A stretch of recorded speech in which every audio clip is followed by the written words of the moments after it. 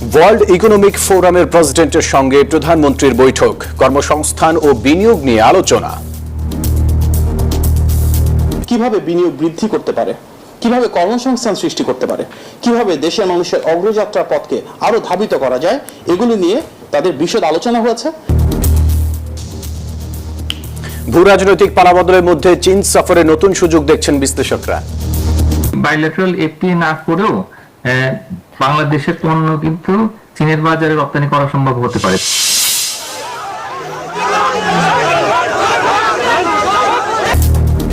ধানমন্ডিতে চড়াও জামাত। দিনে দুপুরে এই প্রকাশ্য দিবালোকে মিডিয়ার সামনে তারা একজন গণমাধ্যম কর্মীর উপরে কি ধরনের আক্রমণ করতে পারে।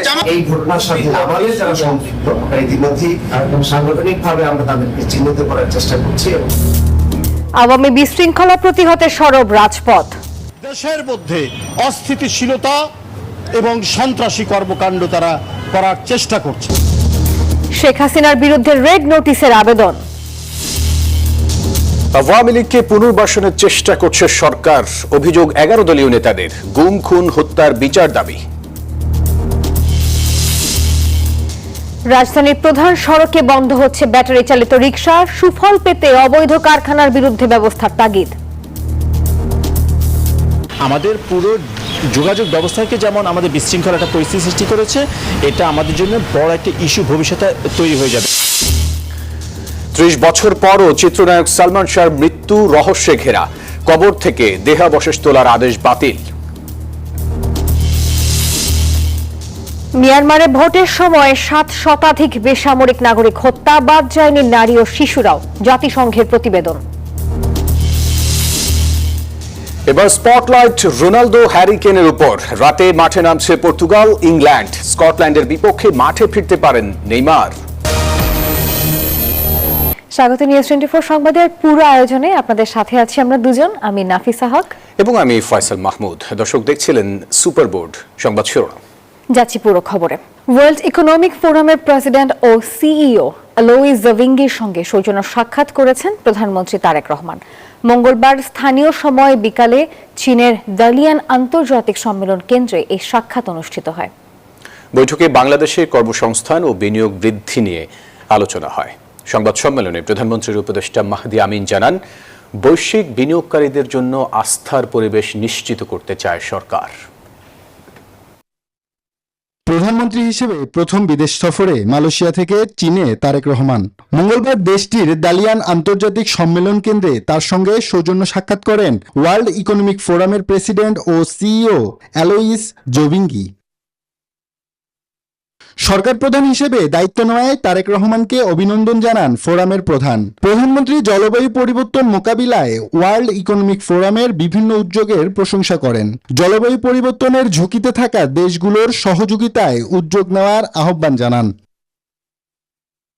প্রধানমন্ত্রী জানান, বাংলাদেশ আগামী 5 বছরে 250 মিলিয়ন বৃক্ষরোপণের উদ্যোগ নিয়েছে।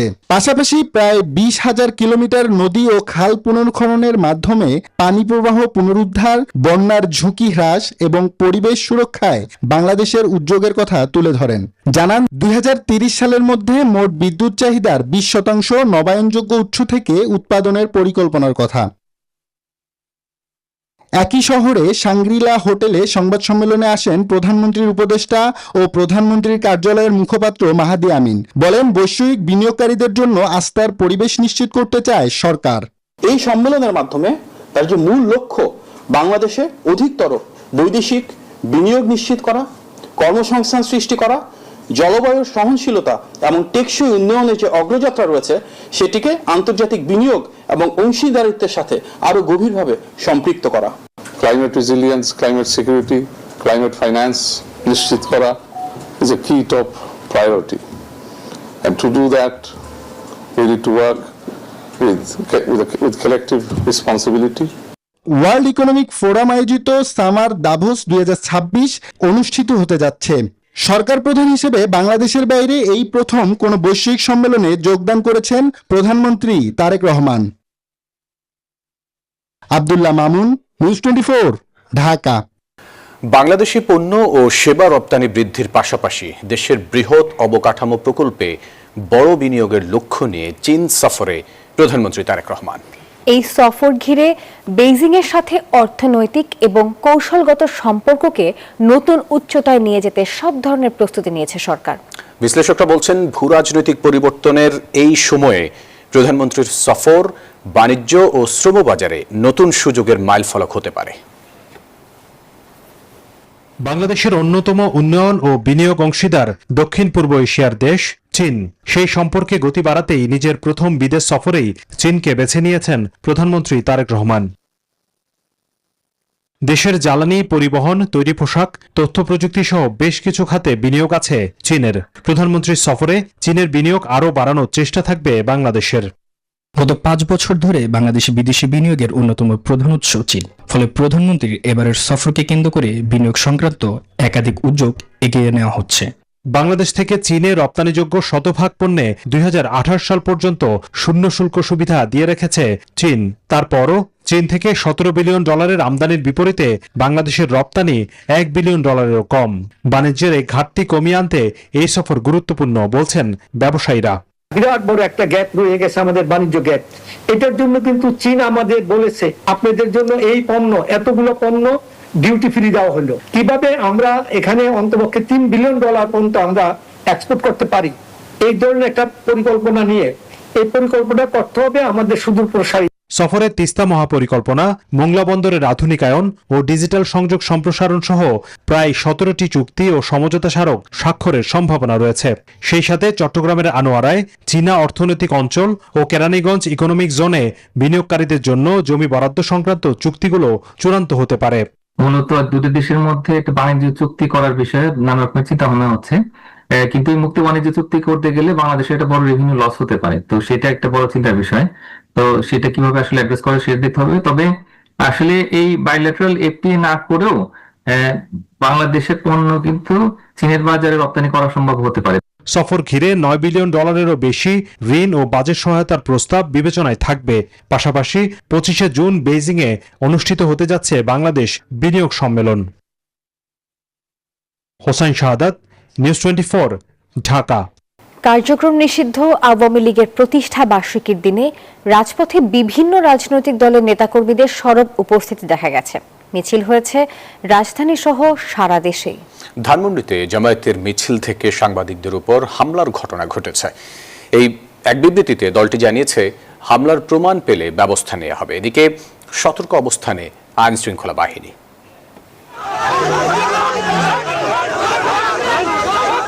ধানমন্ডিতে কার্যক্রম নিষিদ্ধ আওয়ামী লীগের বিরুদ্ধে করা জামায়াতের মিছিল থেকে হামলা হয় সংবাদকর্মীদের উপর। এ সময় আহত হন একজন সাংবাদিক। ভুল বোঝাবুঝি থেকে এমন ঘটনা বলছে জামায়াত। এ সময় যে কোনো মূল্যে নাশকতা প্রতিহতের পাশাপাশি বিএনপির বিরুদ্ধে আওয়ামী লীগ পুনর্বাসনের অভিযোগ করেন দলটির নেতারা। এরপরও আমাকে এই রাস্তায় ফেলে দিনে দুপুরে এই প্রকাশ্য দিবালোকে মিডিয়ার সামনে তারা একজন গণমাধ্যম কর্মীর উপরে কি ধরনের আক্রমণ করতে পারে। আমি জামাত বিটের সাংবাদিক, এরপরেও তারা আমাদের জামাত ইসলামী ধানমন্ডি জোনের ফ্যাসিবাদ বিরোধী একটি মিছিলে একটি অনাকাঙ্ক্ষিত ঘটনা ঘটেছে। সেখানে সাংবাদিকদের সাথে ভুল বোঝাবুঝির কারণে একটি অনাকাঙ্ক্ষিত ঘটনা ঘটেছে। এই ঘটনার সাথে আমাদের যারা সম্পৃক্ত ইতিমধ্যেই একদম সাংগঠনিক ভাবে আমরা তাদেরকে চিহ্নিত করার চেষ্টা করছি এবং করে তাদের ব্যাপারে সিদ্ধান্ত নেওয়ার ব্যাপারে সংগঠন এই ব্যাপারে দৃঢ় প্রতিজ্ঞ এবং আমরা খুব কম সময়ের মধ্যে এসে আমরা এই বিষয়ে আমরা পদক্ষেপ নেব। নয়াপল্টনে কেন্দ্রীয় কার্যালয়ের সামনে সিনিয়র যুগ্ম মহাসচিব ও প্রধানমন্ত্রীর উপদেষ্টা রুহুল কবির রিজভীর নেতৃত্বে বিক্ষোভ মিছিল করে বিএনপি। এ সময় জনগণকে সাথে নিয়ে কার্যক্রম নিষিদ্ধ আওয়ামী লীগের যে কোনো বিশৃঙ্খলার চেষ্টা প্রতিহতের ঘোষণা দেন তিনি। বলেন, নর্দমার মধ্য থেকে উকি দেওয়ার চেষ্টা করছে আওয়ামী লীগ। উকি দিচ্ছে ফ্যাসিবাদ। আমি বলবো যে পচা পানির পানার মধ্যে দিয়ে তারা উকি দেওয়ার চেষ্টা করছে। দেশের মধ্যে অস্থিতিশীলতা এবং সন্ত্রাসী কর্মকাণ্ড তারা করার চেষ্টা করছে। আওয়ামী লীগের প্রতিষ্ঠা বার্ষিকীকে কেন্দ্র করে ধানমন্ডি গুলিস্তান উত্তর এলাকায় বিক্ষোভ মিছিল করেছে বিএনপি, জামায়াত ও অঙ্গ সংগঠনের নেতাকর্মীরা। বিভিন্ন অলিগলিতেও পাহারা বসান তারা। প্রতিষ্ঠাবার্ষিকী ঘিরে রাজধানীতে সজাগ আইন শৃঙ্খলা বাহিনী মোতায়েন করা হয়েছে বিজিবিও। ধানমন্ডি সহ গুরুত্বপূর্ণ মোড়ে নেওয়া হয়েছে কড়া অবস্থান। আটক করা হয়েছে বেশ কয়েকজন সন্দেহভাজনকে। কোনো ধরনের যেন নাশকতা বা অপ্রীতিকর ঘটনা না ঘটে, এই কারণে পুলিশ সর্বোচ্চ সতর্কতা অবস্থায় আছে। আমাদের পর্যাপ্ত সংখ্যক পুলিশের সদস্য, বিজিবি, ইভেন আপনারা কালকে দেখছেন ঢাকা এবং আশেপাশে কয়েকটা জেলায় বাংলাদেশ সেনাবাহিনীর সদস্য নিয়োজিত আছে। সেনাবাহিনী ও বিজিবির পাশাপাশি রাজধানীতে মোতায়েন রয়েছে 18,000 পুলিশ সদস্য। আরিফুল ইসলাম, নিউজ 24, ঢাকা। পলাতক সাবেক প্রধানমন্ত্রী শেখ হাসিনা সহ 10 জনের নামে ইন্টারপোলে রেড নোটিশের আবেদন করেছে দুর্নীতি দমন কমিশন। আর এই তালিকায় রয়েছেন শেখ হাসিনার পুত্র সজীব ওয়াজেদ জয়, মেয়ে সাইমা ওয়াজেদ পুতুল, পুলিশের সাবেক মহাপরিদর্শক বেনজির আহমেদ, এস আলম এবং প্রভাবশালী কয়েকজন সাবেক মন্ত্রী। দুদক বলছে নজির স্থাপন করতে অপরাধীদের দ্রুত দেশে ফিরিয়ে এনে বিচারের মুখোমুখি করা হবে। ইন্টারপোলের রেড নোটিশভুক্ত পলাতক আসামি সাবেক আইজিপি বেনজির আহমেদ গত 11 জুন দুবাই পুলিশের হাতে গ্রেপ্তার হন। এর পরপরই দুর্নীতি দমন কমিশনের ইন্টারপোলের রেড নোটিশভুক্ত পলাতক আসামিদের বর্তমান অবস্থান নিয়ে ফের আলোচনা শুরু হয়। বেনজির ছাড়াও পলাতক সাবেক প্রধানমন্ত্রী শেখ হাসিনা ও তার পরিবারের সদস্য সহ প্রভাবশালী 10 জনের বিরুদ্ধে আদালতের নির্দেশনায় ইন্টারপোলের মাধ্যমে রেড নোটিশ জারি করতে পুলিশের কাছে পাঠায় দুদক। যেসব আসামি দেশের বাইরে অবস্থান করছেন বা পলাতক রয়েছেন তাদের দেশে ফিরিয়ে এনে আইনের মুখোমুখি করার জন্য বিজ্ঞ আদালত ওয়ারেন্ট অফ অ্যারেস্ট ইস্যু করেন। দুদকের এই নথি এখন পুলিশ সদর দপ্তর হয়ে স্বরাষ্ট্র মন্ত্রণালয়ের হাত ধরে যাবে ইন্টারপোলের সদর দপ্তরে। বেনজির আহমেদ সহ সাবেক প্রধানমন্ত্রী শেখ হাসিনা, তার পুত্র সজীব ওয়াজেদ জয়, তার কন্যা সাইমা ওয়াজেদ পুতুল, সাবেক ভূমিমন্ত্রী সাইফুজ্জামান জাভেদ, সাইফুল আলম, তার 2 ভাই এবং স্ত্রী, মোট 10 জনের নামে রেড নোটিশের আবেদন দুদক পাঠিয়েছে। তবে আন্তর্জাতিক আইন, অপরাধী প্রত্যর্পণ চুক্তি এবং ইন্টারপোলের নিজস্ব চুলচেরা বিশ্লেষণের ধাপ পেরিয়ে অপরাধীদের কবে বিচারের মুখোমুখি দাঁড় করানো যাবে সেটি এখন বড় প্রশ্ন। বদরুল আলম শাওন, নিউজ 24, ঢাকা। মজলুম অবস্থায় আওয়ামী গণহত্যার বিচার চাইলেও ক্ষমতায় গিয়ে বিচারহীনতার সংস্কৃতি বজায় রেখেছে বিএনপি, এমন অভিযোগ করেছেন বিরোধী দলীয় নেতা ও জামাত আমির ডাক্তার শফিকুর রহমান। তিনি বলেন, একদলীয় শাসন ও ফ্যাসিবাদের বিরুদ্ধে বিপ্লবের প্রস্তুতি নিতে হবে। এ সময় বিরোধী দলীয় চিফ হুইপ ও এনসিপির আহ্বায়ক নাহিদ ইসলাম বলেন, গুম খুনের বিচার না করলে এই সরকার 5 বছর টিকতে পারবে না। মঙ্গলবার রাজধানীতে 11 দলীয় ঐক্যের সমাবেশে বক্তব্য রাখেন তারা। ফ্যাসিবাদী আওয়ামী লীগের ঘটানো গুম, খুন ও গণহত্যার বিচারের দাবিতে রাজধানীর বিজয়নগরে 11 দলের বিক্ষোভ সমাবেশ। দলে দলে যোগ দেন 11 দলের নেতাকর্মীরা। বক্তব্য রাখেন জাতীয় সংসদের বিরোধী দলীয় নেতা সহ 11 দলের শীর্ষ নেতারা। বলেন, খুনিদের বিচারের দীর্ঘসূত্রিতার মাধ্যমে আওয়ামী লীগকে পুনর্বাসনের চেষ্টা করছে বিএনপি সরকার। যারা নতুন ফ্যাসিজম কায়দা শুরু করেছে তাদের কাছে বিচার চেয়ে কোনো লাভ না। জীবন দিয়ে হলো বাংলার মাটিকে ফ্যাসিবাদ মুক্ত রাখবে। আরেকটি বিপ্লবের প্রস্তুতি নিতে হবে। বিরোধী দলীয় চিফ হুইপ নাহিদ ইসলাম বলেন, দায়িত্ব পালনে ব্যর্থ হওয়ায় ট্রাইব্যুনালের চিফ প্রসিকিউটরকে পদত্যাগ করতে হবে। বিচার না করলে এই সরকার 5 বছর টিকতে পারবে না। গত 4 মাসে আইসিটিতে নতুন কোনো রায় আমরা এখন পর্যন্ত দেখি নাই। নতুন কোনো তদন্তের রিপোর্ট এখন পর্যন্ত দাখিল হয় নাই। এটা স্পষ্টত যে চিফ প্রসিকিউটরকে বসানো হয়েছে তিনি দায়িত্ব পালনে ব্যর্থ হয়েছেন। অবিলম্বে তাকে পদত্যাগ করতে হবে। প্রধান অতিথির বক্তব্যে বিরোধী দলীয় নেতা ও জামায়াত আমির ডাক্তার শফিকুর রহমান বলেন, ফ্যাসিবাদের পথ অনুসরণ করে একদলীয় শাসন ব্যবস্থার দিকে যাচ্ছে বিএনপি, তাই আরেকটি বিপ্লব অনিবার্য হয়ে উঠছে। বিশ্ববিদ্যালয় কলেজগুলা দলীয় অনুগত লোকদেরকে দিয়ে দখল করা, জেলায় জেলায় প্রশাসক বসিয়ে দেওয়া, এমনকি খেলার মাঠটা পর্যন্ত তারা দলমুক্ত রাখতে পারলেন না। এইভাবে তারা আবার কার্যত একদলীয় ফ্যাসিবাদী শাসনের দিকেই আগাচ্ছেন। তিনি বলেন, মজলুম অবস্থায় আওয়ামী গণহত্যার বিচার চাইলেও ক্ষমতায় গিয়ে বিচারহীনতার সংস্কৃতি বজায় রেখেছে দলটি। বিচার নিশ্চিত করুন। তৌফিকুল ইসলাম, নিউজ 24, ঢাকা। নাফিসা, অটোরিকশার বিড়ম্বনায় পড়েছেন কখনো? অবশ্যই ফয়সাল, কে না পড়েছে। অবশেষে ঢাকার প্রধান সড়কে বন্ধ হতে যাচ্ছে ব্যাটারি চালিত রিকশার বিচরণ। 3 চাকার এই যান উচ্ছেদ করতে নীতিগত সিদ্ধান্ত নিয়েছে সরকার। আর গণবিজ্ঞপ্তি জারি হতে পারে আগামী মাসে। এই নিয়ে বিশেষজ্ঞরা বলছেন, রাজধানী এবং এর আশেপাশে গড়ে ওঠা রিকশা তৈরির অবৈধ কারখানা বন্ধ করতে হবে, নইলে সুফল মিলবে না। এ নিয়ে বিস্তারিত জানাচ্ছেন শাহ আলী জয়। তথ্য প্রযুক্তির ব্যবহারে যখন আধুনিক হচ্ছে রাজধানীর পরিবহন ব্যবস্থা, তখন ব্যাটারি চালিত রিকশা হয়ে উঠেছে সড়কের গলার কাটা। অলিগলি পার করে প্রধান সড়কে ঢুকে পড়া এই রিকশার দখলেই এখন ঢাকার প্রধান সড়কগুলো। নিবন্ধনহীন রিকশা আর প্রশিক্ষণহীন চালকদের কারণে ঢাকার সড়কগুলোতে অহরহ ঘটে চলেছে দুর্ঘটনা। যোগাযোগ বিশেষজ্ঞদের মতে, প্রধান সড়কে এদের দৌরাত্ম্য কমানো না গেলে পরিবহন ব্যবস্থায় শৃঙ্খলা আনা সম্ভব নয়। এত পরিমাণে বেড়েছে যে ট্রাফিক নিয়ন্ত্রণ করাটা ডিফিকাল্ট। তারা যানজটে বড় একটা কারণ, তারা প্রত্যক্ষ এবং পরোক্ষভাবে সড়ক দুর্ঘটনা ঘটাচ্ছে। এটা বিদ্যুতের উপর বড় একটা চাপ তৈরি করছে। আমাদের এই ব্যাটারিচালিত রিকশা আমাদের পুরো যোগাযোগ ব্যবস্থাকে যেমন আমাদের বিশৃঙ্খল একটা পরিস্থিতি সৃষ্টি করেছে, এটা আমাদের জন্য বড় একটা ইস্যু ভবিষ্যতে তৈরি হয়ে যাবে। এখন এটাকে নিয়ন্ত্রণ করা দরকার। বিশেষজ্ঞরা বলছেন, যানজট দূর করতে সড়কের মোড়গুলোতে বসানো কৃত্রিম বুদ্ধিমত্তা সম্পন্ন ক্যামেরাগুলো কাজে আসছে না লাইসেন্সবিহীন রিকশার কারণে। তারা দেখা যাচ্ছে হুট করে উল্টো দিকে চলে যাচ্ছে, হুট করে ডানে বামে চলে যাচ্ছে, যে রাস্তায় চলার কথা না সেই রাস্তায় চলে আসছে, মেন সড়কে চলে আসছে।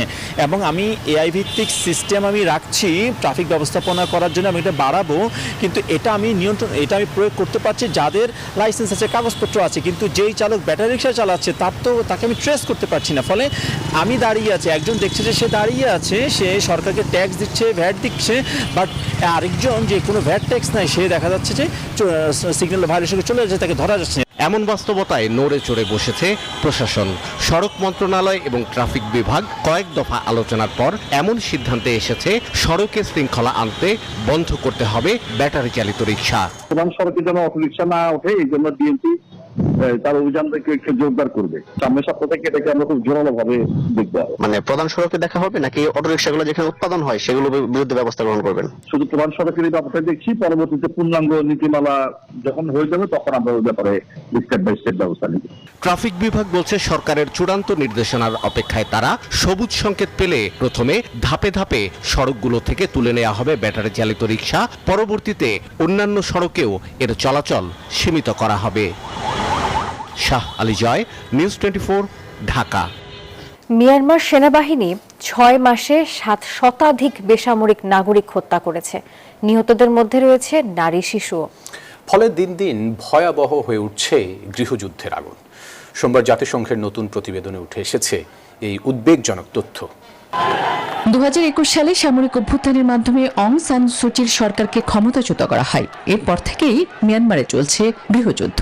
সেনাবাহিনী ও প্রতিরোধ গোষ্ঠীগুলোর মধ্যে চলা সংঘাতে মারা গেছেন অগণিত মানুষ। এমন পরিস্থিতিতেই চলতি বছরের জানুয়ারিতে সাধারণ নির্বাচন অনুষ্ঠিত হয়। নির্বাচনকে কেন্দ্র করে সহিংসতা আরও বাড়ে। জাতিসংঘ বলছে, গত 6 মাসে মিয়ানমার সেনাবাহিনীর হামলায় নিহত হয়েছেন 700-র বেশি। তাদের মধ্যে রয়েছেন বহু নারী ও শিশু। সংস্থাটি বলছে, সবচেয়ে বেশি প্রাণহানি ও ধ্বংসযজ্ঞ হয়েছে বিমান হামলায়। তবে এসব অভিযোগ প্রত্যাখ্যান করেছে মিয়ানমারের সামরিক সরকার। তাদের দাবি, বেসামরিক নাগরিকদের লক্ষ্য করে কোনো অভিযান চালানো হয়নি। জানান, নিহতদের বেশিরভাগই নির্বাচন বানচালের সঙ্গে জড়িত ছিলেন। সংঘাতের পাশাপাশি আন্তর্জাতিক সহায়তা কমে যাওয়ায় মানবিক সংকটও তীব্র হচ্ছে। বিশ্লেষকদের মতে, চীন, ভারত, যুক্তরাষ্ট্র সহ আঞ্চলিক ও বৈশ্বিক শক্তিগুলোর কৌশলগত স্বার্থ রয়েছে এখানে। আর সে কারণেই মিয়ানমারের মানবাধিকার সংকট আন্তর্জাতিক অঙ্গনে যথাযথ গুরুত্ব পাচ্ছে না। আসমাতুলি, নিউজ 24। 17 বার বিশ্বকাপ খেলেছে ইংল্যান্ড আর 5ম বার ঘানা। 2010 সালে কোয়ার্টার ফাইনালে ওঠাই তাদের বিশ্বকাপের বড় পাওয়া। আর ইংল্যান্ডের সবচেয়ে বড় অর্জন 1966 সালের বিশ্বকাপ ট্রফি, আর সেই একবারই ফাইনালে উঠেছিল তারা।